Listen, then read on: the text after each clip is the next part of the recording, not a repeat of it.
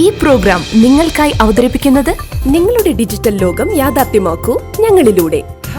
ജില്ലയിലെ ഏറ്റവും വലിയ ഗൃഹോപകരണ വിതരണ ശൃംഖല ഹൈ റേഞ്ച് ഹോം അപ്ലയൻസസ്.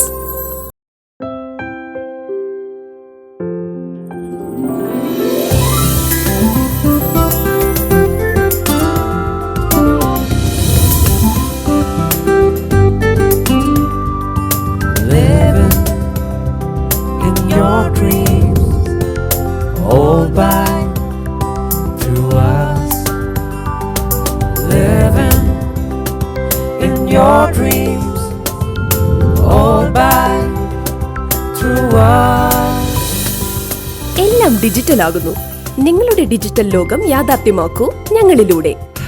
ജില്ലയിലെ ഏറ്റവും വലിയ ഗൃഹോപകരണ വിതരണ ശൃംഖല ഹൈ റേഞ്ച് ഹോം അപ്ലയൻസസ്.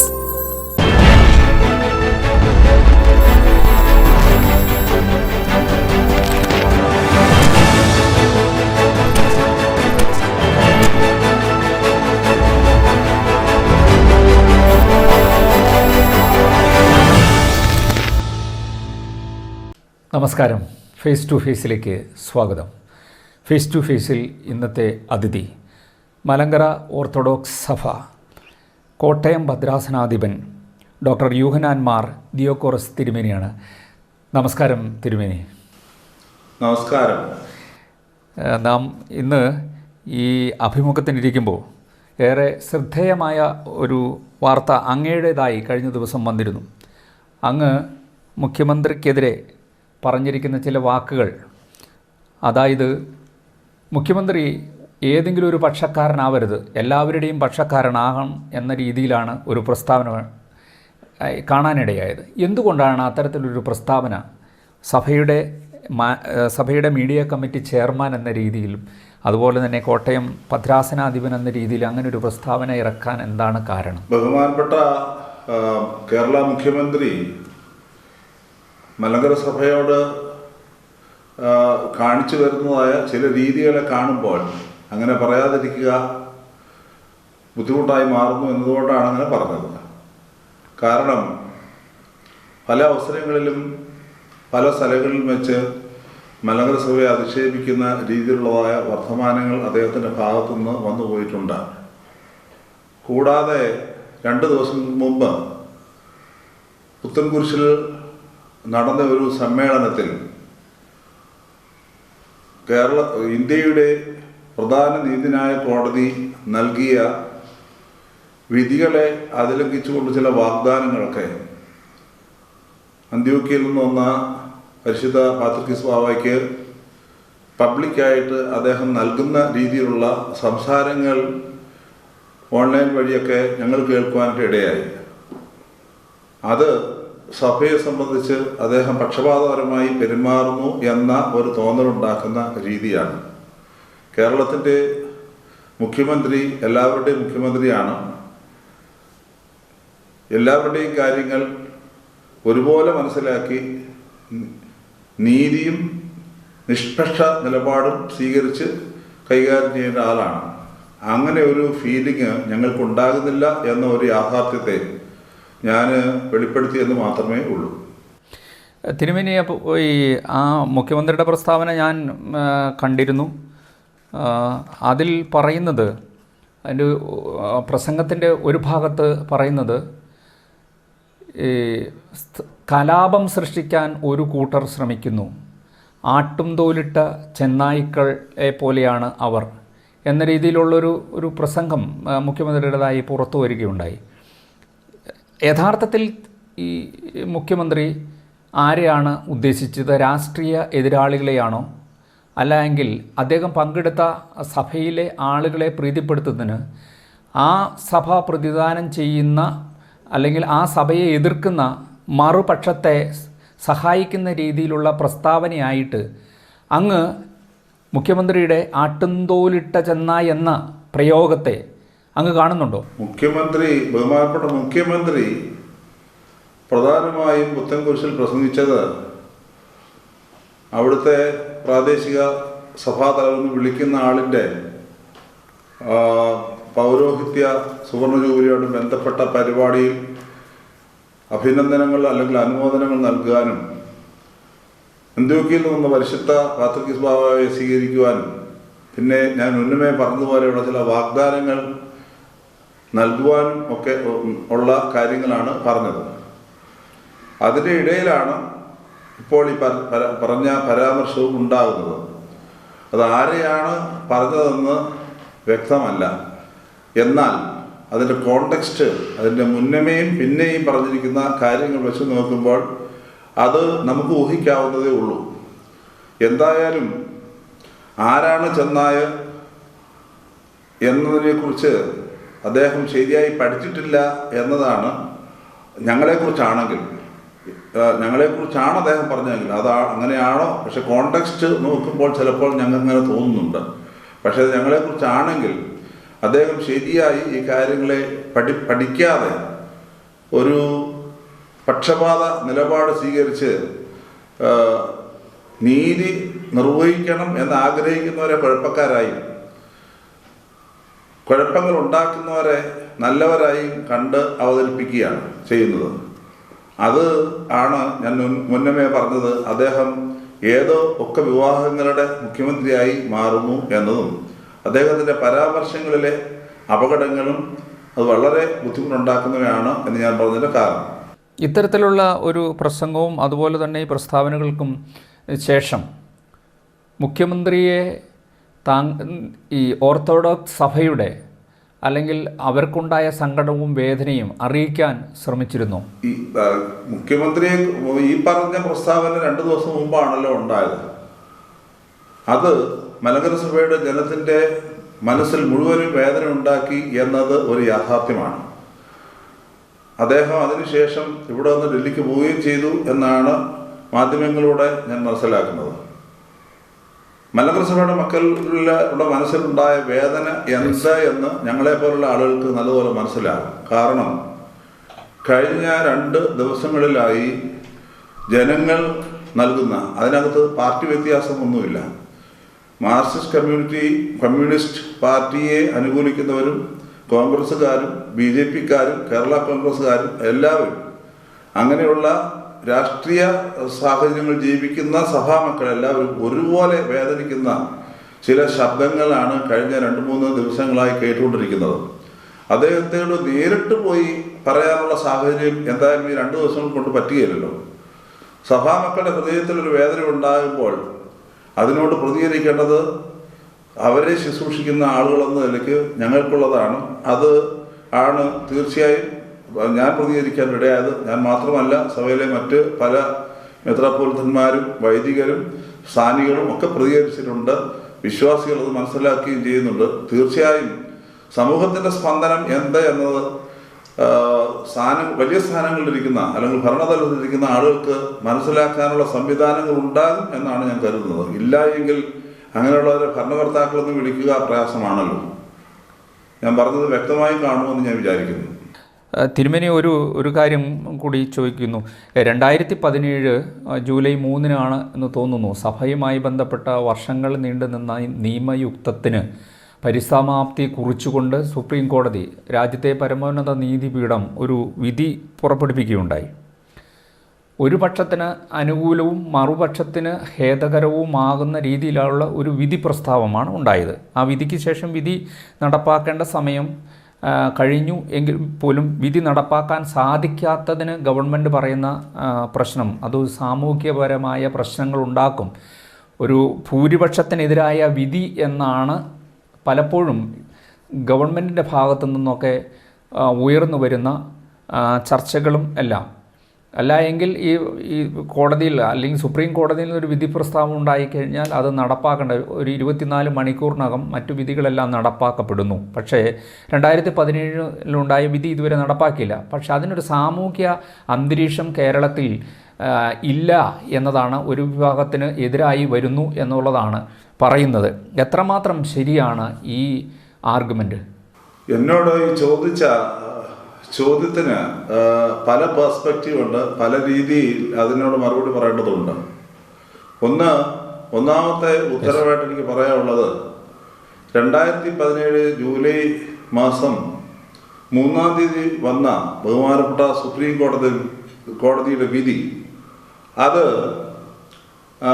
ഒരു സമഗ്രവും സമൂലവുമായ വിധിന്യായമാണ്. എന്നാൽ ആ ഒരു വിധി മാത്രമല്ല, അതൊരു ദീർഘകാല വിധികളുടെ സമാഹാരം കൂടിയാണ്. 1995 അതുപോലെ തന്നെ അതിനു മുമ്പ് ഇതിന് തുടക്കത്തിലെ വലിയ വിധി എന്ന് പറയുന്നത് 1958. ഇങ്ങനെ പല വിധികൾ ബഹുമാനപ്പെട്ട സുപ്രീം കോടതിയിൽ നിന്ന് ഉണ്ടായതിനു ശേഷം ഏറ്റവും അവസാനം വന്ന സമൂലവും സമഗ്രവുമായ ഒരു വിധിയാണ് 2017 ജൂലൈ മാസം 3-ാം തീയതി വിധി. അതിനെ തുടർന്നും ചില പള്ളികളുടെ ഒക്കെ കാര്യങ്ങളിൽ ബഹുമാനപ്പെട്ട സുപ്രീം കോടതിയിൽ നിന്ന് തന്നെ വിധിന്യായങ്ങൾ ഉണ്ടായിട്ടുണ്ട് എന്നതുകൂടി ഞാൻ ഓർപ്പിക്കുകയാണ്. അത് 2017 കഴിഞ്ഞിട്ട് 2018, 19, 20, 21 വർഷങ്ങളിലൊക്കെ ചില വിധികൾ ഉണ്ടായിട്ടുണ്ട്. ഓരോന്നിൻ്റെ ഡേറ്റ് വെച്ച് പറയുക എനിക്ക് ഡോക്യുമെൻ്റ് കയ്യിലില്ലാത്തതുകൊണ്ട് പ്രയാസമാണ്. എന്നാൽ വിധികൾ ഉണ്ടായിട്ടുണ്ട് എന്നുള്ളതൊരു യാഥാർത്ഥ്യമാണ്. എല്ലാ വിധികളും ഒരുപോലെയാണ് ശബ്ദിച്ചിരിക്കുന്നത്. ഡിഗ്രികൾ വന്നിരിക്കുന്നത് ഒരേ തരത്തിൽ തന്നെ 1958 മുതൽ 2024 വരെ ബഹുമാനപ്പെട്ട സുപ്രീം കോടതിയിൽ നിന്ന് സഭാ കേസ് സംബന്ധിച്ച് ഉണ്ടായിരിക്കുന്ന വിധിന്യായങ്ങൾ ഒരേ രീതിയിലുള്ളതാണ്. ഏതെങ്കിലും ഒരു വിധിന്യായത്തിനകത്ത് സംശയങ്ങൾക്കോ ക്ലാരിഫിക്കേഷനോ ആവശ്യമുണ്ടെങ്കിൽ അതെല്ലാം പൂർത്തീകരിച്ചാണ് 2017 ജൂലൈ മാസം 3-ാം തീയതിയിലെ വിധിന്യായം ഉണ്ടായിരിക്കുന്നത്. ഇതാണ് എനിക്ക് ഒന്നാമത് പറയാനായിട്ടുള്ളത്. രണ്ടാമത്തെ കാര്യം, ഈ ഒരു കൂട്ടർക്ക് അനുകൂലവും ഒരു കൂട്ടർക്ക് പ്രതികൂലവും എന്ന് പറയുന്ന ആ ചിന്താഗതി തെറ്റായ ഒന്നാണ്. കാരണം സഭയിൽ 2 കൂട്ടരെ നമ്മൾ സൃഷ്ടിക്കുകയാണ്. സഭ ഒന്നേ ഉള്ളൂ. ആ ഒരെണ്ണത്തിനകത്തുണ്ടായ ചില അഭിപ്രായ വ്യത്യാസങ്ങളാണ്. ആ അഭിപ്രായ വ്യത്യാസങ്ങളെ പരിഹരിക്കുന്നതിന് വേണ്ടിയാണ് ബഹുമാനപ്പെട്ട സുപ്രീം കോടതി വിധി നൽകിയിരിക്കുന്നത്. അതുകൊണ്ട് ഇവിടെ ആരും തോറ്റിട്ടില്ല, ആരും ജയിക്കുകയും വേണ്ട എന്നാണ് എൻ്റെ അഭിപ്രായം. അങ്ങനെ ഓർത്തഡോക്സ് വിഭാഗത്തിന് അനുകൂലമാണ്, യാക്കോബായ വിഭാഗത്തിന് പ്രതികൂലമാണ് എന്ന് പറയുന്ന ചിന്താഗതി തന്നെ തെറ്റാണ് എന്നൊരു വിചാരം. ആർക്കാണ് പ്രതികൂലം എന്ന് ചോദിച്ചു കഴിഞ്ഞാൽ അത് ഓർത്തഡോക്സ് വിഭാഗത്തിലായാലും യാക്കോബായ വിഭാഗത്തിലായാലും ബഹുമാനപ്പെട്ട സുപ്രീം കോടതി വിധിയെ ലംഘിക്കുന്നവർക്കും സഭയുടെ ഭരണഘടനയെ അനുസരിക്കാത്തവർക്കും പ്രതികൂലമായിട്ട് വരുന്ന ഒരു വിധിയാണ്. അതല്ലാതെ ഏതെങ്കിലും ഒരു വിവാഹത്തിന് മാത്രമുള്ള അനുകൂലമായൊരു വിധി എന്ന് പറയുന്നത് ശരിയായ ഒന്നല്ല എന്നുള്ള കാര്യം സ്നേഹപൂർവ്വം ഞാൻ വീണ്ടും പറയുകയാണ്. അതൊരു സമൂഹത്തിൽ വീണ്ടും വിഷമതകളും പ്രയാസങ്ങളും വർദ്ധിപ്പിക്കുന്നതിന് വേണ്ടി സാമൂഹ്യ മാധ്യമങ്ങളിലൂടെ നല്ല രീതിയിൽ പരസ്യം കൊടുത്ത് സൃഷ്ടിച്ചിരിക്കുന്ന ഒരു വലിയ വിടവാണ്. കാരണം ഈ ഭരണഘടനയെ ലംഘിക്കുന്നതും ബഹുമാനപ്പെട്ട സുപ്രീം കോടതി വിധികളെ ലംഘിക്കുന്നതും ആരാണെന്നുള്ളത് വളരെ വ്യക്തമാണ്. അതെല്ലാവർക്കും അറിയാം. ഈ അറിഞ്ഞുകൊണ്ട് ചിരിച്ചു കാണിക്കുന്നവരും അത് നല്ലപോലെ മനസ്സിലാക്കുന്ന ഒരു യാഥാർത്ഥ്യമാണ്. അത് ലംഘിച്ച് മുന്നോട്ട് പോകുന്നു എന്നതുകൊണ്ടാണ് അത് വിധി ഞങ്ങൾക്ക് പ്രതികൂലമാണ് എന്ന് പറയുന്നതിൻ്റെ പ്രധാനപ്പെട്ട കാരണം. ഇതിനകത്ത് ഒരു കാര്യം നാം പ്രത്യേകം ഓർക്കണം. സഭയിൽ വിശ്വാസികൾ മുഴുവൻ ഭൂരിപക്ഷം പേരും ഒരു സഭ ഒന്നാകണമെന്ന് ആഗ്രഹിക്കുന്നവരാണ്. ചില ആളുകൾക്ക് ഒരു പ്രത്യേക ധാരണയുണ്ട്, ഒന്നായി നിന്ന് കഴിഞ്ഞാൽ ഞങ്ങളുടെ സ്ഥാനങ്ങൾ പോകും, കസേരകൾ തെറിക്കും, ഇങ്ങനെയുള്ള ചില ചിന്തകളുണ്ട്. അങ്ങനെയുള്ളവർ ചില പൊടിക്കൈകൾ പ്രയോഗിച്ച് നടത്തുന്ന ചില നാടകങ്ങളുടെ വെളിച്ചത്തിലാണ് സമൂഹത്തിൽ മുഴുവനും ഇത്രയും പ്രശ്നങ്ങൾ സൃഷ്ടിക്കുന്നതിൻ്റെ പ്രധാനപ്പെട്ട കാരണം. വിശ്വാസികളെ സംബന്ധിച്ച് ദേവാലയങ്ങൾ പരമപ്രധാനമാണ്. അത് ഏത് ദേവാലയമായാലും. മലങ്കര ഓർത്തഡോക്സ് സുറിയാനി സഭയുടെ ദേവാലയങ്ങളിലെ എല്ലാ വിശ്വാസികളെ സംബന്ധിച്ചും അവരാരാധിക്കുന്ന ദേവാലയം അത് അവരുടേതാണ്. ഒരു വിശ്വാസിയും ഒരു പള്ളിയിൽ നിന്ന് പുറത്തു പോകണമെന്ന് ബഹുമാനപ്പെട്ട സുപ്രീം കോടതിയോ അതല്ലെങ്കിൽ മലങ്കര ഓർത്തഡോക്സ് സുറിയാനി സഭയുടെ പിതാക്കന്മാരോ ഭരണത്തിലിരിക്കുന്നവരോ ആരും ഇതുവരെയും എവിടെയെങ്കിലും പറഞ്ഞതായിട്ട് എനിക്കറിയാൻ മേല. അങ്ങനെ ആരെങ്കിലും പറഞ്ഞതായിട്ടുണ്ടെങ്കിൽ അത് ചൂണ്ടിക്കാണിച്ചു കഴിഞ്ഞാൽ അത് തീർക്കാനായിട്ട് പറ്റും. പിന്നെ ആരാണ് മാറി നിൽക്കണമെന്ന് പറയുന്നത്? നിയമം തെറ്റിക്കുന്നവരും നിയമസാധുതയില്ലാത്ത രീതിയിൽ പ്രവർത്തിക്കുന്നവരുമായ ആളുകളാണ് മാറി നിൽക്കണമെന്ന് ഞങ്ങൾ കൃത്യമായി പറയുന്നത്. അത് ബഹുമാനപ്പെട്ട സുപ്രീം കോടതിയും അത് തന്നെയാണല്ലോ പറഞ്ഞിരിക്കുന്നത്. അത് ഞങ്ങളും ഏറ്റു പറയുന്നു എന്ന് മാത്രമേ ഉള്ളൂ. അതല്ലാതെ വിശ്വാസികൾ മാറി നിൽക്കണമെന്നോ നിയമം അനുസരിക്കുന്നവർ മാറി നിൽക്കണമെന്നോ എന്ന് ഒരിക്കൽ പോലും മലങ്കര ഓർത്തഡോക്സ് സഭയുടെ പിതാക്കന്മാരോ ഭരണത്തിലിരിക്കുന്നവരോ ഭരണ ചുമതലയുള്ളവരോ പറഞ്ഞതായിട്ട് കേട്ടില്ല. സോഷ്യൽ മീഡിയയിലൂടെ മറ്റു കാര്യങ്ങളുടെ ആരെങ്കിലുമൊക്കെ എന്തെങ്കിലുമൊക്കെ വിളിച്ച് പറഞ്ഞു കാണുമെങ്കിൽ സഭയുടെ ഔദ്യോഗിക നിലപാടാണ് ഞാൻ കൃത്യമായി പറയുന്നത്. മൂന്നാമത്തെ ഒരു വിഷയം സാമൂഹിക ബുദ്ധിമുട്ട് അല്ലെങ്കിൽ സമൂഹത്തിൽ ഉണ്ടാകുന്ന ബുദ്ധിമുട്ട്. ഒരു കോടതി വിധി ഉണ്ടാകുമ്പോൾ സമൂഹത്തിലൊരു ബുദ്ധിമുട്ടുണ്ടാകുന്നതുകൊണ്ട് വിധി നടപ്പിലാക്കിയല്ല എന്ന് പറയുകയാണെന്നുണ്ടെങ്കിൽ എൻ്റെ ഒരു ചിന്ത അനുസരിച്ച് കേരളത്തിലുള്ളതും ഇന്ത്യയിലുള്ളതുമായ എല്ലാ കോടതികളും അടച്ചിടണം. കാരണം ഒരു കോടതിയിൽ നിന്ന് വിധി വരുന്നത് ചിലപ്പോൾ കുറേ ആളുകൾക്ക് ഇഷ്ടപ്പെട്ടെന്ന് വരത്തില്ല, കുറേ ആളുകൾക്ക് ഇഷ്ടമായിരിക്കും. അതുകൊണ്ട് കുറച്ച് ആളുകൾക്ക് ഇത് ഇഷ്ടമാകത്തില്ല എന്ന് കരുതി അവർ ബഹളം ഉണ്ടാക്കും, സാമൂഹ്യ പ്രശ്നം ഉണ്ടാകും എന്ന് കരുതി വിധി നടപ്പിലാക്കാതിരിക്കുകയാണെന്നുണ്ടെങ്കിൽ പിന്നെ ഏറ്റവും നല്ലത് കോടതികളെല്ലാം അടച്ചിടുക എന്നതാണ് എൻ്റെ ഒരു പേഴ്സണൽ അഭിപ്രായമാണ്. സഭ അങ്ങനെ ഔദ്യോഗികമായിട്ടൊന്നും പറഞ്ഞിട്ടില്ല. ഞാൻ തന്നെ എൻ്റെ ഒരു സാധാരണ യുക്തിയിൽ പറയുന്ന ഒരു കാര്യമാണ്. ബഹുമാനപ്പെട്ട കോടതികളെ അധിക്ഷേപിക്കുന്ന രീതിയാണത്. കാരണം രണ്ട് കൂട്ടർ തമ്മിലൊരു തർക്കം ഉണ്ടാകുമ്പോൾ ആ തർക്കത്തിന് പരിഹാരമാണ് ബഹുമാനപ്പെട്ട കോടതി നൽകുന്നത്. പരിഹാരം നൽകി കഴിയുമ്പോൾ അതിന് അപ്പീൽ പോകാനും പിന്നെ വേറെ നടപടികൾ ധാരാളം നിയമപ്രകാരമുള്ളത് ചെയ്യാനും ഒക്കെ ധാരാളം മാർഗങ്ങളുണ്ട്. അതെല്ലാം ഈ കോടതി വിധിയെ ഇഷ്ടമില്ലാത്തവർ ചെയ്തു എന്നതൊരു യാഥാർത്ഥ്യമാണ്. അപ്പീൽ പോയി, കുറേറ്റീവ് പെറ്റീഷൻ എന്ന പേരിൽ ഒരു സാധനം പോയി, ക്ലാരിഫിക്കേഷൻ പെറ്റീഷൻ എന്ന് പറഞ്ഞ മറ്റൊരു സാധനം പോയി, അങ്ങനെ പല കാര്യങ്ങൾ ബഹുമാനപ്പെട്ട സുപ്രീം കോടതിയുടെ സവിധത്തിൽ ചെന്നതാണ്. അതിനെയെല്ലാം സുപ്രീം കോടതി വളരെ കൃത്യമായി മറുപടി നൽകിയിട്ടുള്ളതുമാണ്. ഇതെല്ലാം കഴിഞ്ഞിട്ടും വീണ്ടും ഇത് രണ്ട് കൂട്ടർക്ക് ഒരേ കൂട്ടർക്ക് ജയിച്ചു എന്നും മറ്റു കൂട്ടർക്ക് തോറ്റു എന്നും തോറ്റ കൂട്ടർക്ക് ബുദ്ധിമുട്ടുണ്ടാക്കുന്നതുകൊണ്ട് അല്ലെങ്കിൽ ഇവിടെ സാമൂഹ്യ പ്രശ്നം ഉണ്ടാകുന്നതുകൊണ്ട് കോടതി നടപ്പിലാക്കത്തില്ല എന്നും പറയുന്ന രീതിയെ മനസ്സിലാക്കുക ഒരല്പ പ്രയാസം ഉളവാക്കുന്ന ഒരു വിഷയമാണ്. ഞാൻ ഒന്നുകൂടി പറയാം. അയോധ്യയിൽ ഒരു വിധി ഉണ്ടായി, ബാബറി മസ്ജിദും അയോധ്യയിലെ വിധി ബഹുമാനപ്പെട്ട സുപ്രീം കോടതി തന്നെയാണ് വിധിച്ചത്. അവിടെ വിധി നടപ്പിലായി. കഴിഞ്ഞ മാസം അവിടെ ഒരു ക്ഷേത്രം പണിഞ്ഞ് അവിടെ അതിൻ്റെ പ്രതിഷ്ഠയൊക്കെ നടത്തി. ഒരു പ്രശ്നം അവിടെ ഉണ്ടായതായിട്ട് കാണുന്നില്ല. മുസ്ലിം സഹോദരങ്ങളും ഹൈന്ദവ സഹോദരങ്ങളും ഒരുമിച്ച് അണിചേർന്ന് അതിനെ വളരെ ഭംഗിയായി നടത്തി. കേരളത്തിൽ ശബരിമലയിൽ സ്ത്രീകളുടെ പ്രവേശനം സംബന്ധിച്ച് ഒരു വിധിയുണ്ടായി. കേരള സർക്കാർ തന്നെ അതിന് തന്ത്രങ്ങൾ ഉപയോഗിച്ച് വളരെ ഭംഗിയായിട്ട് നടപ്പിലാക്കാനുള്ള ശ്രമങ്ങൾ നേരിട്ട് നടത്തുന്നത് നമ്മുടെ എല്ലാം ദൃഷ്ടിയിൽപ്പെട്ടതാണ്.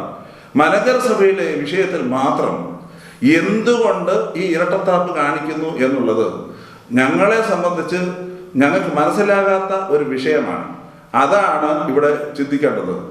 സാമൂഹ്യ പ്രശ്നം ഉണ്ടാകുന്നുണ്ടെങ്കിൽ അതിന് പ്രതിവിധി കണ്ടെത്തേണ്ടത് തീർച്ചയായും അതിന് ചുമതലപ്പെട്ടവരുണ്ട്. അതിന് പ്രതിവിധി കണ്ടെത്തി കൃത്യമായി വിധി നടപ്പിലാക്കിയിരുന്നെങ്കിൽ ഈ വിഷയങ്ങളോട് ഉണ്ടാവുകയില്ലായിരുന്നു.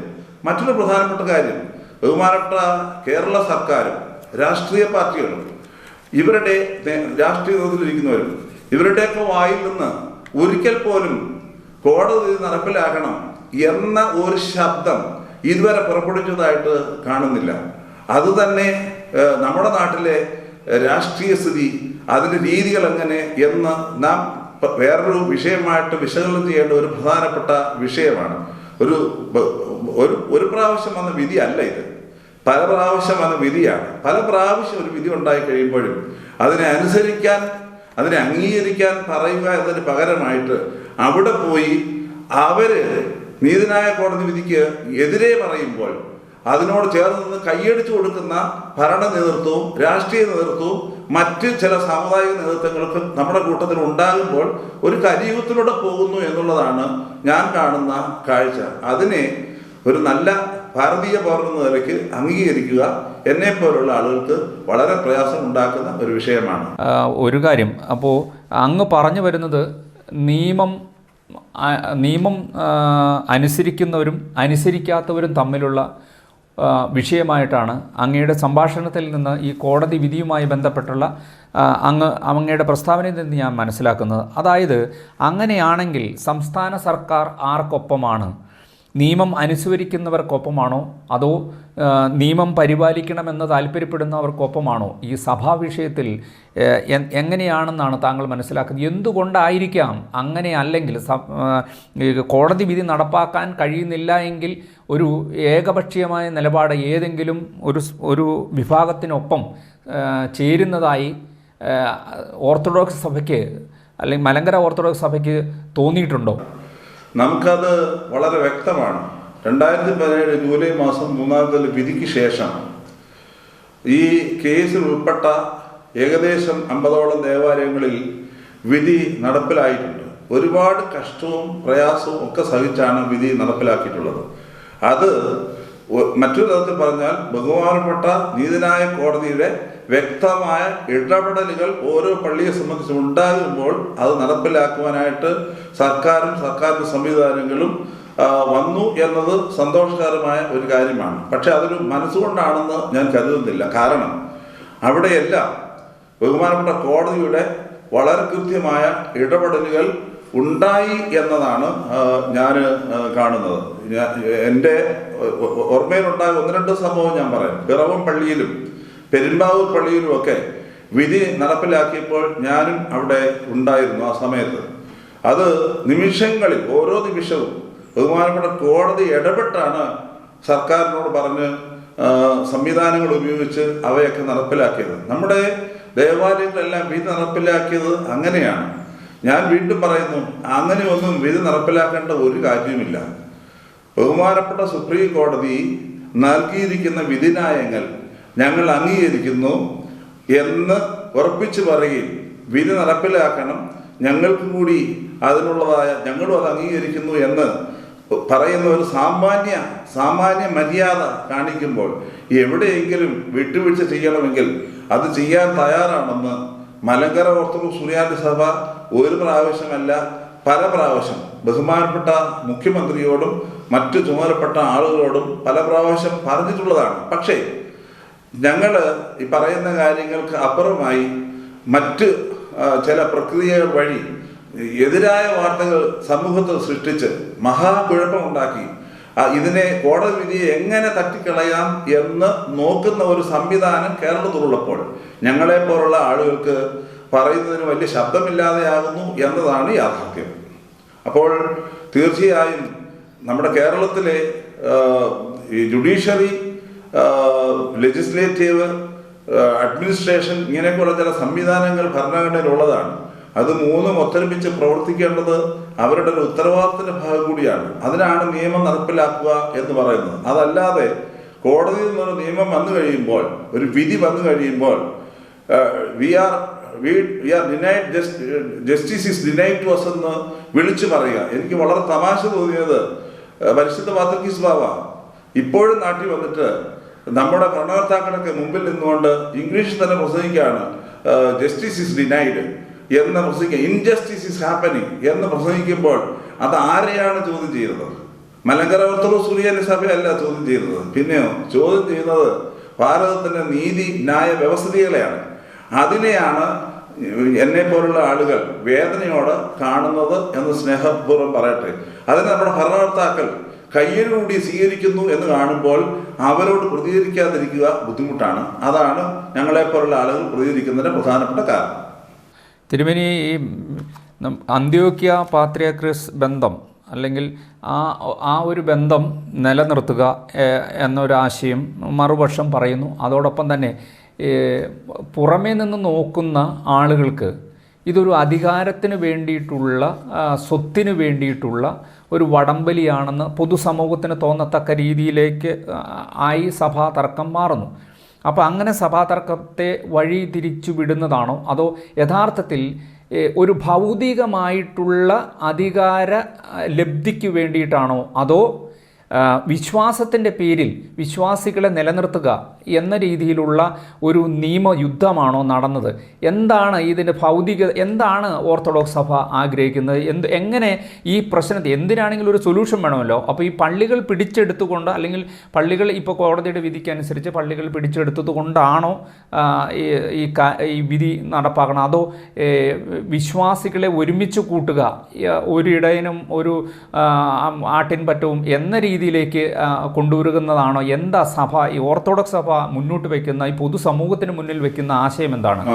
സഹോദരൻ ചോദിച്ച ചോദ്യത്തിനകത്ത് ഒരുപാട് കാര്യങ്ങളുണ്ട്. എനിക്ക് 1 മിനിറ്റുണ്ടോ 2 മിനിറ്റുണ്ടോ അതിന് മറുപടി പറയാൻ ഒക്കുന്ന ഒരു വിഷയമല്ല. എനിക്ക് ചോദ്യത്തിൽ നിന്ന് മനസ്സിലായ ചില കാര്യങ്ങളുടെ മറുപടി ഞാൻ അക്കമിട്ട് പറയാം. ഒന്ന്, മലങ്കര സഭയും അന്ത്യോക്യ പാത്രിക്കീസും തമ്മിലുള്ള ബന്ധം വളരെ കൃത്യമായി മലങ്കര സഭയ്ക്ക് ഒരു ഭരണഘടനയുണ്ട്. ആ ഭരണഘടനയെ കോടതി വിധിയൊക്കെ എതിർക്കുന്ന ആളുകൾ കൈപ്പുസ്തകം എന്നൊക്കെ കളിയാക്കി വിളിക്കാറുമുണ്ട്. പക്ഷേ ആര് കൈപ്പുസ്തകം എന്ന് വിളിച്ചാലും ഭാരതത്തിൻ്റെ ഭരണഘടന ഉണ്ടാകുന്നതിന് മുമ്പുണ്ടായ ഒരു ഭരണഘടനയും അതിനെ ബഹുമാനപ്പെട്ട നീതിന്യായ കോടതികൾ, അത് ഏറ്റവും വലിയ കോടതി മുതൽ താഴെയുള്ള കോടതികൾ വരെ ഒരുപോലെ ഉറപ്പിച്ചു നിർത്തുകയും അത് സാധുവാണെന്ന് വലിയ ശബ്ദത്തിൽ വിളിച്ചു പറയുകയും ചെയ്തിട്ടുള്ളതാണ്. ആ ഭരണഘടനയ്ക്കകത്ത് വളരെ ഭംഗിയായി പരിശുദ്ധ പാത്രിക്കീസ് ബാബായ്ക്കുള്ള സ്ഥാനം എന്താ എന്നതിനെക്കുറിച്ച് വളരെ വ്യക്തമായിട്ടുണ്ട്. ആ സ്ഥാനം കൊടുക്കുന്നതിന് മലങ്കര ഓർത്തഡോക്സ് സഭയ്ക്ക് യാതൊരു തടസ്സമില്ല. കാരണം കോടതി പറഞ്ഞിരിക്കുന്നതാണ്, you just follow the constitution എന്നത്. 1934 കോൺസ്റ്റിറ്റ്യൂഷൻ എന്താണ് അതനുസരിച്ച് പോകണമെന്ന് കോടതി പറഞ്ഞിട്ടുള്ളതാണ്. കോൺസ്റ്റിറ്റ്യൂഷനിൽ ചെയ്ത് വരുത്തണമെന്നെങ്കിലും അതിനുള്ള മാർഗങ്ങളുണ്ട് എന്ന കാര്യം കൂടി കോടതി വിധി പറയുന്നുണ്ട്. ഏകദേശം 28 പോയിന്റ് 2017 ജൂലൈ മാസം 3-ാം തീയതി വിധിക്കകത്ത് വരുമ്പോൾ 28ാമത്തെ പോയിന്റിനകത്ത് എന്തെങ്കിലുമൊക്കെ അപാകതകൾ കുറിച്ചുണ്ടെങ്കിൽ അത് നിങ്ങൾക്ക് യഥാർത്ഥ ഡിസ്കഷനിലൂടെ, യഥാർത്ഥ സമിതിയിലൂടെ അത് തിരുത്താനും അതനുസരിച്ച് കാര്യങ്ങൾ ക്രമീകരിക്കാനും പറ്റും എന്ന കാര്യവും വ്യക്തമായി പറയുന്നുണ്ട്.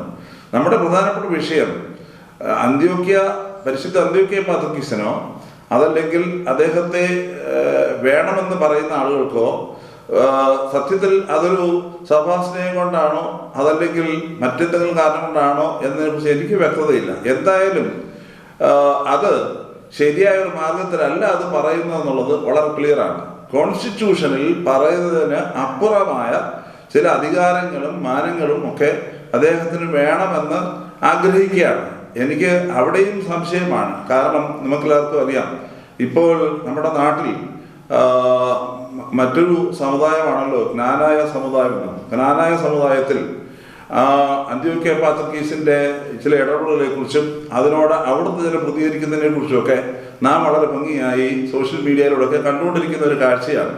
പണ്ട് ഞങ്ങളുടെ സഭാപിതാക്കന്മാർ ഒക്കെ പറഞ്ഞ പല കാര്യങ്ങളും ഇന്ന് അവർ തന്നെ വിളിച്ചു പറഞ്ഞുകൊണ്ട് ഇരിക്കുന്നു എന്നത് നാം മനസ്സിലാക്കേണ്ട മറ്റൊരു യാഥാർത്ഥ്യമാണ്.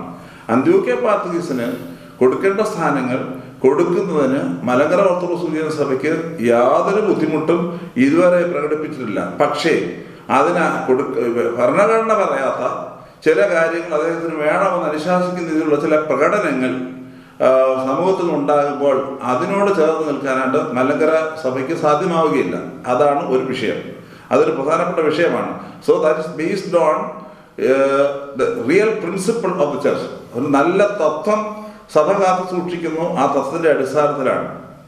പിന്നെ സ്വത്തിന്റെ വിഷയങ്ങൾ, മലങ്കര സഭ ഒരു ട്രസ്റ്റാണ്.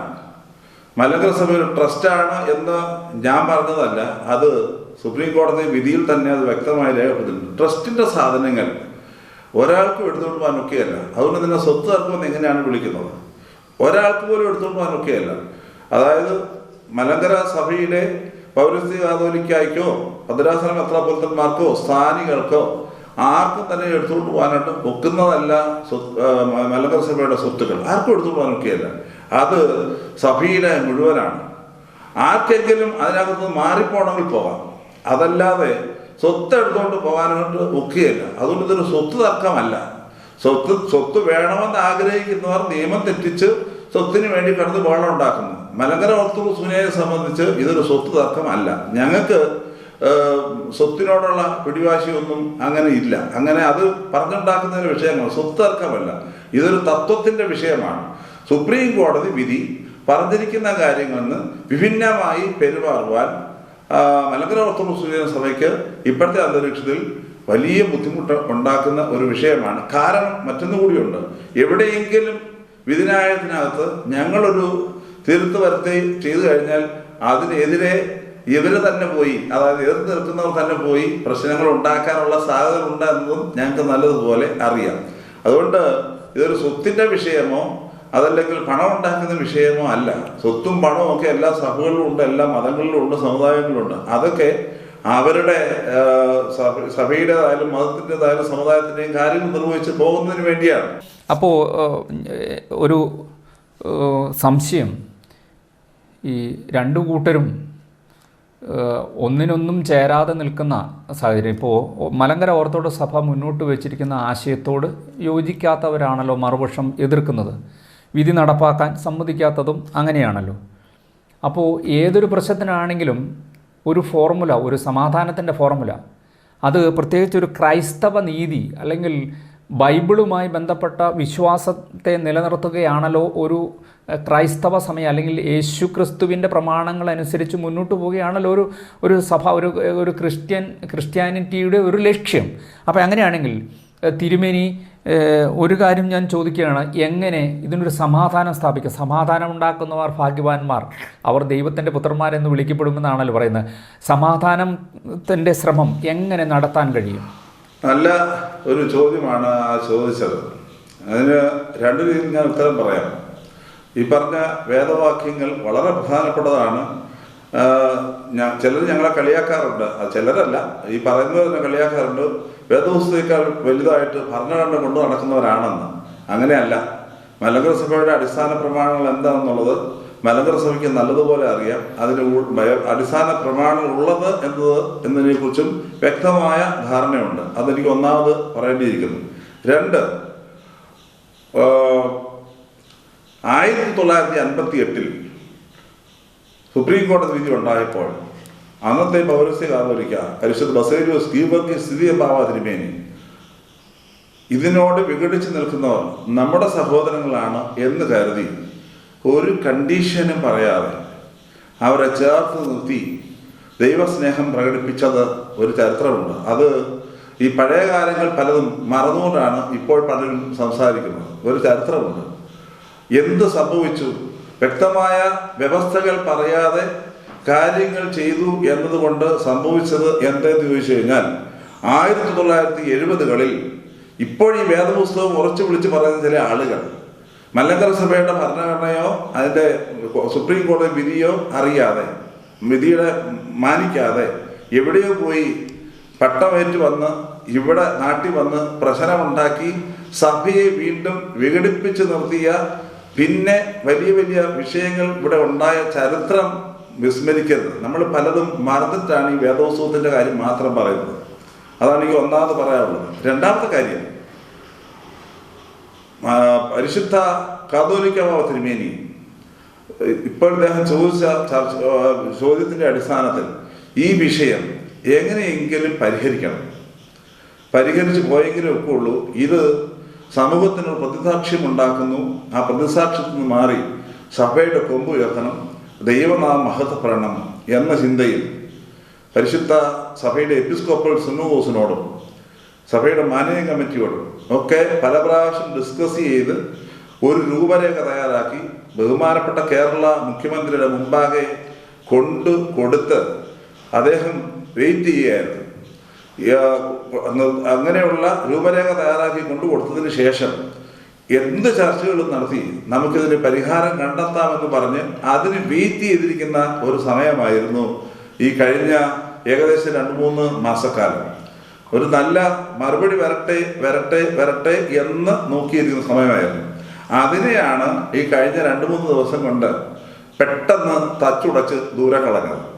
ഞാൻ പറഞ്ഞത് മനസ്സിലാക്കണമെന്ന് വിചാരിക്കുന്നു.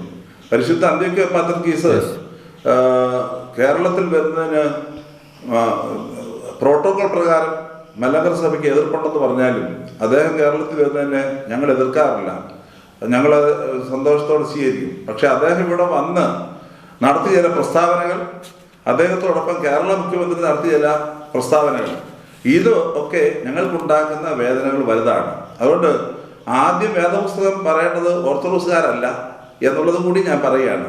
വിശുദ്ധ വേദപുസ്തകത്തിൽ എഴുതിയിരിക്കുന്ന കാര്യങ്ങൾക്കനുസരിച്ച് ഒരു പരിപൂർണത വരുത്തണം എന്ന് ചിന്തിച്ചുകൊണ്ടാണ് സഭ അങ്ങനെ ചെയ്തത്. അതിനെയാണ് ഇപ്പോൾ വീണ്ടും അട്ടിമറിച്ചത്. നമുക്ക് ഒരു ആഗ്രഹമുണ്ടെങ്കിൽ എല്ലാവരും ഒരുപോലെ ആഗ്രഹിക്കണം. ഞങ്ങൾക്ക് ആഗ്രഹമില്ലെങ്കിൽ ഞങ്ങൾ ഇങ്ങനെ അന്തരീക്ഷത്തിൽ എന്തെങ്കിലുമൊക്കെ വിളിച്ചു പറഞ്ഞ് മറ്റുള്ളവരെ കുഴപ്പക്കാരാക്കി ഞങ്ങൾ കൈയടി നേടാം എന്ന് പോകുന്ന രീതിയിലായി കഴിഞ്ഞാൽ വിശുദ്ധ വേദപുസ്തകവും അങ്ങനെയുള്ള മുമ്പാകെ തോറ്റുപോകുന്ന ഒരു കാലഘട്ടത്തിലാണ് നമ്മൾ ജീവിക്കുന്നത് എന്നതുകൂടി മനസ്സിലാക്കണം. ഞാൻ പറഞ്ഞതിൻ്റെ അർത്ഥം സഹോദരൻ മനസ്സിലാക്കണമെന്ന് വിചാരിക്കുന്നു. യെസ് തിരുമേനി, ഒരു കാര്യം കൂടി, ഒരു സംശയം. ഇപ്പോൾ പാത്രികേസ് അന്ത്യോക്യ പാത്രികേസ് ബാബ കേരളം സന്ദർശിച്ചിരുന്നു. കഴിഞ്ഞ ദിവസങ്ങളിൽ കേരളത്തിലുണ്ടായിരുന്നു. കേരളം സന്ദർശിക്കുന്ന സമയത്ത് മലങ്കര ഓർത്തഡോക്സ് സഭയിലെ ആരെങ്കിലുമായോ പ്രതിനിധികളുമായോ ഒരു സമാധാന ചർച്ചയ്ക്ക് നിങ്ങളെ വിളിച്ചു ചേർക്കുകയോ നിങ്ങളോട് ആശയവിനിമയം നടത്തുകയോ ചെയ്തിട്ടുണ്ടോ? ഒരിക്കൽ പോലും അദ്ദേഹത്തിൻ്റെ ഈ വരവിൽ അത് സംഭവിച്ചില്ല എന്നതൊരു യാഥാർത്ഥ്യമാണ്. അദ്ദേഹം ഞങ്ങളെ വിളിക്കുകയോ ഞങ്ങളോട് ചോദിക്കുകയോ ഞങ്ങളെ അറിയിക്കുകയോ ചെയ്തിട്ടില്ല എന്ന് ഞാൻ അടിവരയിട്ട് പറയുന്നു. എന്നാൽ മലങ്കര സഭ അനൗദ്യോഗികമായിട്ട് പല കാര്യങ്ങൾ അദ്ദേഹത്തോട് ബന്ധപ്പെടുവാനായിട്ട് ചെയ്തിട്ടുണ്ട് എന്നത് ഞാനിപ്പോൾ നിങ്ങളോട് പറയുകയാണ്. പക്ഷേ അതിൻ്റെ വിശദവിവരങ്ങൾ ഞാനിപ്പോൾ പറയുകയില്ല. അങ്ങനെ ചെയ്തിട്ടുണ്ട് എന്നത് അത് ഞങ്ങൾക്കറിയാവുന്ന ഒരു യാഥാർത്ഥ്യമാണ്. നമ്മൾ ചെയ്യുന്ന കാര്യങ്ങളൊക്കെ മൂടി വെച്ചിട്ട് ഈ ഓരോ കാര്യങ്ങൾ വിളിച്ചു പറഞ്ഞ് ചെയ്യുമ്പോൾ അത് സമൂഹത്തിനുണ്ടാകുന്ന ബുദ്ധിമുട്ടുകളാണ് ഇപ്പോൾ കണ്ടുകൊണ്ടിരിക്കുന്നത്. അദ്ദേഹം ഇവിടെ വരുന്നതിന് മുമ്പ് തന്നെ ഇതിനൊരു രമ്യത ഉണ്ടാകണം എന്ന ആഗ്രഹത്തിൽ പല കാര്യങ്ങൾ ഞങ്ങൾ ചെയ്തിട്ടുള്ളതാണ്. അത് സമൂഹത്തിന് മുൻപാകെ വിളിച്ചു പറയേണ്ട സമയമായില്ല. വിളിച്ചു പറയേണ്ട സമയമാകുമ്പോൾ തീർച്ചയായിട്ടും പറയേണ്ടി വന്നാൽ അത് വിളിച്ചു പറയും. കാരണം എല്ലാം വിളിച്ചു പറയേണ്ട സമയം ഇപ്പോൾ ആയിട്ടില്ല എന്നാണ് എൻ്റെ വിചാരം. ഈ ഭൗതികമായി കോടതി വിധി മലങ്കര ഓർത്തഡോക്സ് സഭയ്ക്ക് അനുകൂലമാണ്. അപ്പോൾ ഞാൻ ഒരു ബൈബിളിലെ വാക്യം ഉദ്ധരിച്ചുകൊണ്ട് ഞാൻ അങ്ങയോട് ആ ചോദ്യം ചോദിക്കാം എന്ന് ഞാൻ വിചാരിക്കുന്നു. അതായത്, നിങ്ങൾ ബലി അർപ്പിക്കുന്നതിന് മുമ്പ് നിങ്ങൾക്ക് ആരോടെങ്കിലും വിരോധമുണ്ടെങ്കിൽ അവനുമായി രമ്യതപ്പെട്ടതിന് ശേഷം ബലിയർപ്പിക്കാനാണ് വിശുദ്ധ ബൈബിൾ പറയുന്നത്. അങ്ങനെ ഇരിക്കുന്ന ഒരു സാഹചര്യത്തിൽ ഇവർ ആരും സഹകരിക്കുന്നില്ല, വിധി പാലിക്കുവാനോ അല്ലെങ്കിൽ വിധിയുമായി അനുരഞ്ജനപ്പെടുവാനോ സഭയുമായി അനുരഞ്ജനപ്പെടുവാനോ സാധ്യമല്ല എന്നൊരു സാഹചര്യം നിലനിൽക്കുമ്പോൾ തന്നെ ബൈബിളിലെ വാക്യം നിലനിർത്തുക, യേശുവിൻ്റെ പ്രബോധനങ്ങൾ പാലിക്കുന്ന ഒരു സഭയാണ് മലങ്കര ഓർത്തഡോക്സ് സഭ എന്ന് പൊതുസമൂഹത്തിന് മുമ്പിൽ ചൂണ്ടിക്കാണിക്കുവാൻ ഈ സഭയ്ക്ക്, മലങ്കര ഓർത്തഡോക്സ് സഭയ്ക്ക് അതിലെ പിതാക്കന്മാർക്ക് എന്ത് ചെയ്യാൻ? ഞാൻ സഹോദരനോട് തിരിച്ചൊരു ചോദ്യം ചോദിക്കാം. താങ്കളിപ്പം പല പ്രാവശ്യം വേദപുസ്തകത്തെ കുറിച്ചാണ് പറയുന്നത്. താങ്കൾക്ക് എന്തെങ്കിലും കേരളത്തിലെ ഇന്ത്യയിൽ ജീവിക്കുന്ന ഒരാളെന്ന നിലയ്ക്ക്, ഇന്ത്യൻ പൗരനെന്ന നിലയ്ക്ക് ഒരു തർക്കം ഉണ്ടാകുമ്പോൾ, എല്ലാ മതങ്ങളിലും തർക്കം ഉണ്ടാകാറുണ്ട്, എല്ലാ സമുദായങ്ങളിലും തർക്കം ഉണ്ടാകാറുണ്ട്. ഈ നമ്മുടെ രാജ്യത്തിലെ നീതിന്യായ വ്യവസ്ഥകളും ഓരോ മതങ്ങളും അവരവരുടെ വിശുദ്ധ ഗ്രന്ഥങ്ങളിൽ പറയുന്ന കാര്യങ്ങളുമൊക്കെ വളരെ പ്രധാനപ്പെട്ട കാര്യങ്ങളാണ്. ഇതെല്ലാം മനസ്സിൽ വെച്ചുകൊണ്ട് ഞാൻ സഹോദരൻ ചോദിക്കുകയാണ്, സഹോദരൻ എന്തെങ്കിലും ഒരു നിർദ്ദേശം തരാനുണ്ടോ? ഞങ്ങൾ നോക്കിയിട്ട് കാണുന്നില്ല. ഇതിനപ്പുറമായി ഞങ്ങൾ ചെയ്യാനുള്ളത് പലതും. അല്ല, ഞാൻ അങ്ങനെ ഒരു നിർദ്ദേശം തരികയാണെങ്കിൽ, അങ്ങനെ ഒരു ചോദ്യം ചോദിച്ചുകൊണ്ടാണ് ഞാൻ മറുപടി പറയുന്നത്.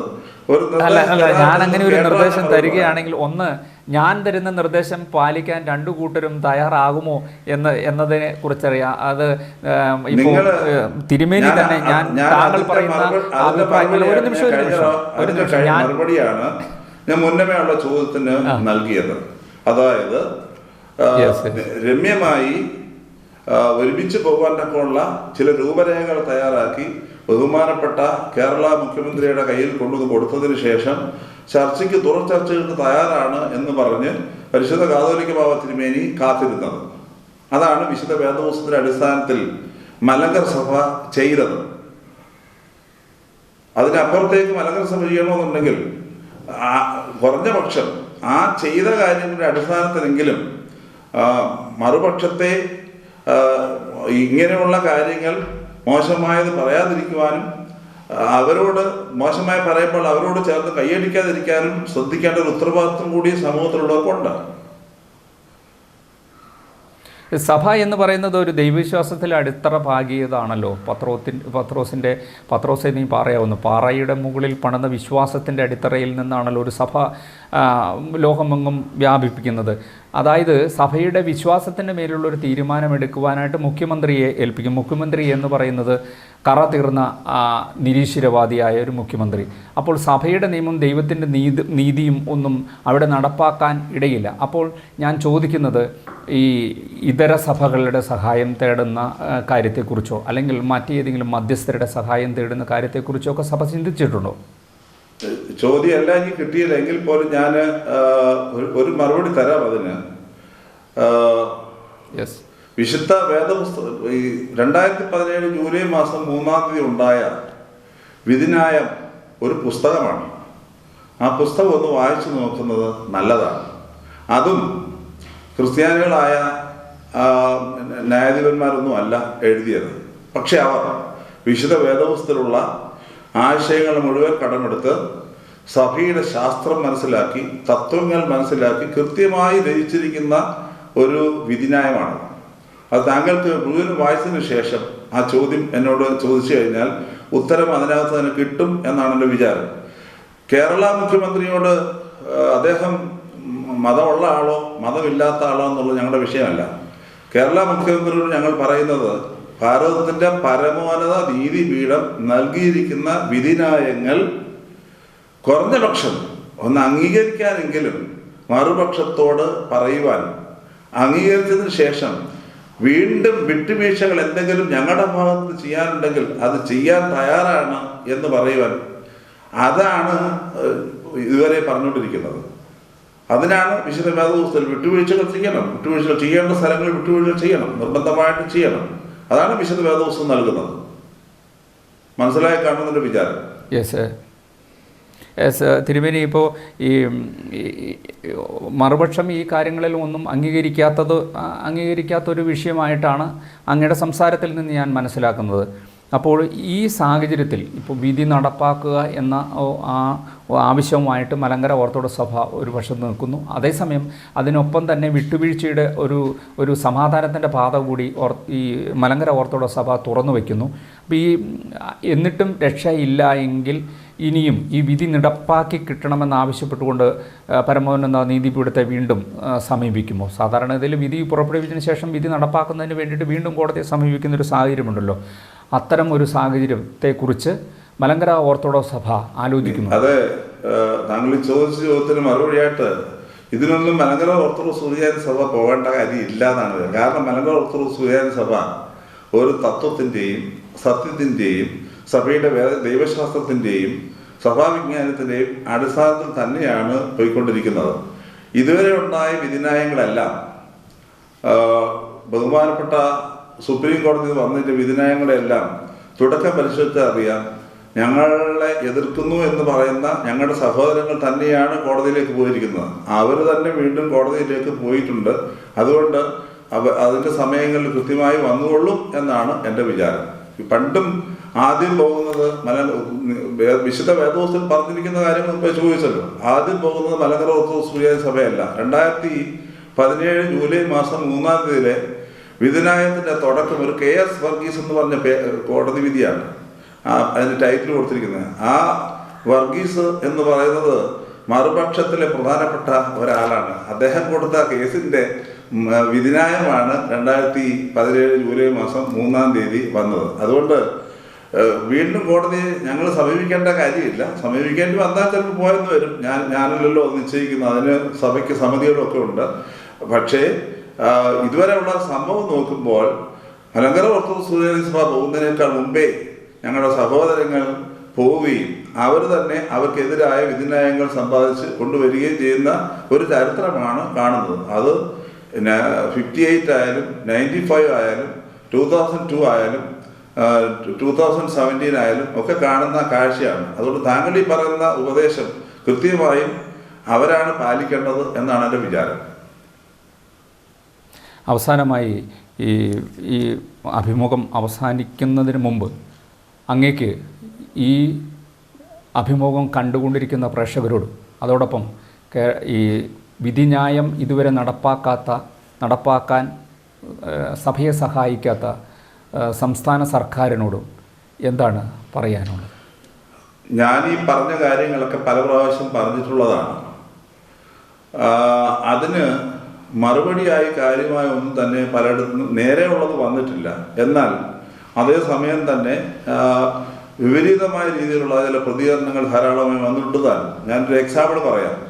2 ദിവസം മുമ്പ് ഒരു പത്രസമ്മേളനം പരിശുദ്ധ സഭ നടത്തി. ഞാനായിരുന്നു ആ പത്രസമ്മേളനത്തിൽ പോയത്. ആ സമയം മുതൽ ഇന്നേവോളം വരെ എനിക്ക് വന്നിരിക്കുന്ന ഫോൺ കോളുകൾ പരിശോധിച്ചു കഴിഞ്ഞാൽ മറുഭാഗത്തെ ചില വൈദികർ ഉൾപ്പെടെ അതിനകത്ത് വളരെ മോശമായ രീതിയിലുള്ള ഭാഷകൾ ഉപയോഗിച്ച് കൈകാര്യം ചെയ്യുന്നുണ്ട്. അപ്പോൾ കേരള സമൂഹം മനസ്സിലാക്കേണ്ട ഒരു കാര്യമുണ്ട്. ഇവിടെ തീവ്രവാദവും ഭീകരതയും വളർത്തരുത്, അത് ശ്രദ്ധിക്കണം. സുറിയാനി നാട്ടിലൊക്കെ ഭീകരതയും മറ്റ് മതതീവ്രതയൊക്കെ ധാരാളം ഉള്ള നാടുകളാണ്. ഭാരതം ഒരു അഹിംസയുടെ നാടാണ്. കേരളം മതബഹുലതയുള്ള നാടാണ്. പരസ്പരം സഹായിച്ചും സ്നേഹിച്ചും ഒക്കെ കടന്നു പോകുന്ന ഒരു നാടാണ്. പരസ്പരം സഹായിച്ചും സ്നേഹിച്ചും കടന്നു പോകാൻ തക്കമുള്ള സംവിധാനങ്ങൾ ഭരണതലത്തിലിരിക്കുന്നവർ രൂപപ്പെടുത്തിയെടുക്കുവാനായിട്ട് പ്രത്യേകമായിട്ട് ശ്രദ്ധിക്കണം. അതിനെതിരെ ആരെങ്കിലും പ്രത്യക്ഷമായ പരോക്ഷമായി നിൽക്കുകയാണെങ്കിൽ അവരെ ശിക്ഷിക്കണമെന്ന് ഞാൻ പറയുകയില്ല, അവരെ നേരെ ചെവ്വേ കൊണ്ടുവരാനുള്ളതായ മാർഗം കൂടി ആലോചിക്കണം എന്ന് മാത്രമേ എനിക്ക് പറയാനായിട്ടുള്ളൂ. ഫേസ് ടു ഫേസിൽ ഇത്രയും നേരം അതിഥിയായി സംസാരിച്ചത് മലങ്കര ഓർത്തഡോക്സ് സഭ കോട്ടയം ഭദ്രാസനാധിപൻ യൂഹന്നാൻ മാർ ദിയോക്കോറസ് തിരുമേനിയാണ്. അങ്ങയുടെ സഭയിൽ ദൈവനീതിയും സമാധാനവും ഉണ്ടാകട്ടെ എന്ന് ആശംസിക്കുന്നു. വളരെയധികം നന്ദി.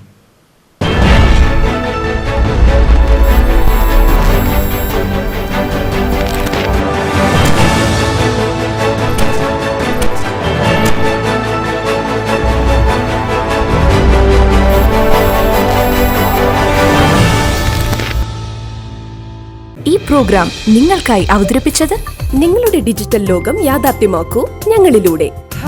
ജില്ലയിലെ ഏറ്റവും വലിയ ഗൃഹോപകരണ വിതരണ ശൃംഖല high range home appliances. Home അപ്ലയൻസുകൾക്കും ഡിജിറ്റൽ ഗാഡ്ജറ്റ്സുകൾക്കും പുറമെ 52,000-ലധികം എസൻഷ്യൽ പ്രോഡക്റ്റുകൾ ഉൾപ്പെടുത്തി ഏറ്റവും വലിയ ഷോപ്പിംഗ് എക്സ്പീരിയൻസിനെ ഹൈ റേഞ്ച് ഹൈപ്പർമാർട്ട് ഷോറൂമിലൂടെ ഏറ്റവും വലിയ കളക്ഷനുകളും മറ്റാർക്കും നൽകാനാവാത്ത ഓഫറുകളും ഉൾപ്പെടുത്തി farm fresh vegetables, fruits, meats, grocery, crockery, gift items, kitchen അപ്ലയൻസുകൾ, ബ്യൂട്ടി പ്രോഡക്റ്റുകൾ, ഇന്ത്യയിലുടനീളമുള്ള എല്ലാ ബ്രാൻഡുകളുടെയും ഹോം അപ്ലയൻസുകൾ, മൊബൈൽ ഫോണുകൾ, ലാപ്ടോപ്പ് എന്നിങ്ങനെ എല്ലാം ഒരിടത്ത് ഒന്നിക്കുന്നു. മാർക്കറ്റ് വിലയേക്കാൾ കുറഞ്ഞ വിലയിൽ. ഇനി പലയിടത്തല്ല, എല്ലാം ഒരിടത്ത്. High range hypermart, Kattappana, Cheruthoni, Anakkara, Elappara.